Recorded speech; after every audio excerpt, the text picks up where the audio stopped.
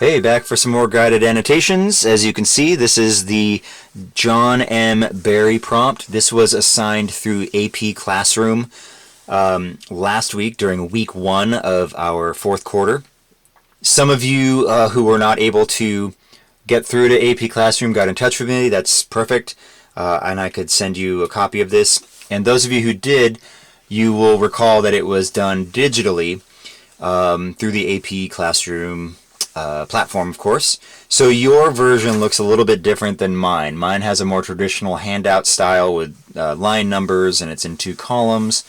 But the same information is there.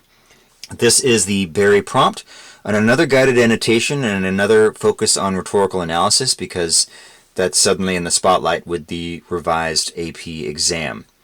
I want to mention, I've gotten a lot of cards and letters from everybody. I just want to clear up some myths about these video clips. That yes, I do my own stunt work.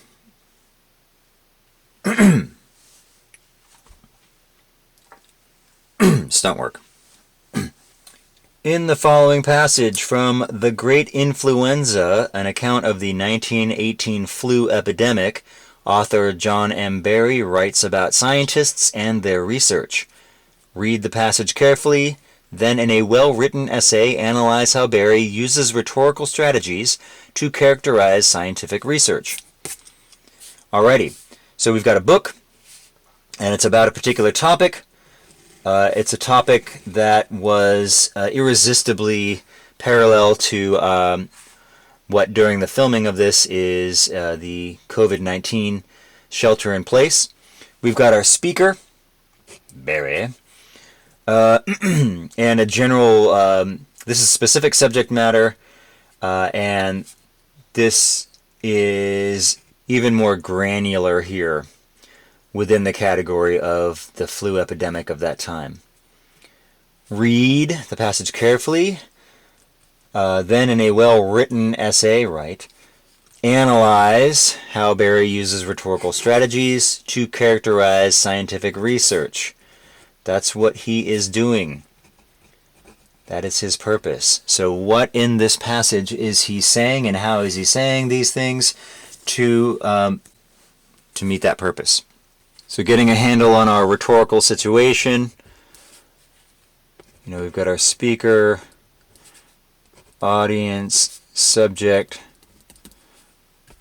What's different between this passage and the recent Queen's speech passage is that we don't have the urgency of the moment, the exegesis, the occasion behind this one that we do in the Queen's speech. This is an historical account of long ago.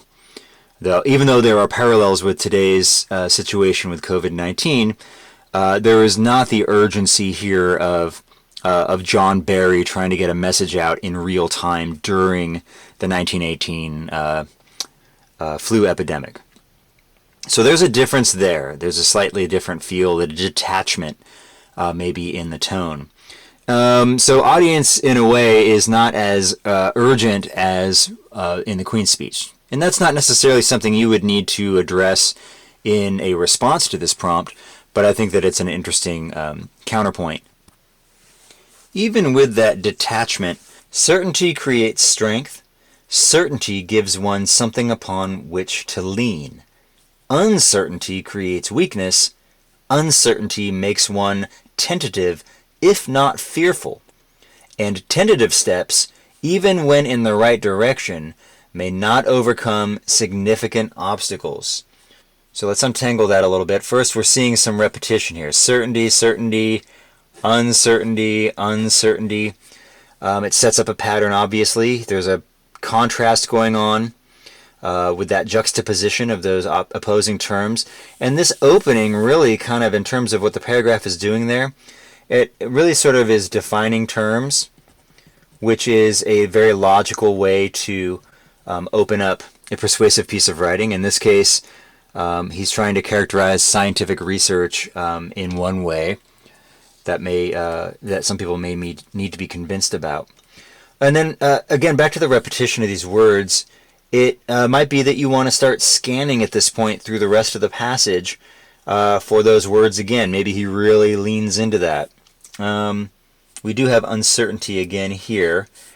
And so we'll just keep our radar open for that. Oh, here's another one toward the end, just on casual observation. Okay. So that's probably something to keep track of there. All right, he's working with a theme. Certainty and uncertainty. And just to speculate and do some prediction, if you're thinking about scientific research, I suppose that, whether you're in a lab in your class or you're thinking of larger scale scientific research, the idea is that until you're certain about something, you're uncertain, and that's where the scientific method comes in. So maybe some of these ideas are already part of your understanding of this text moving forward.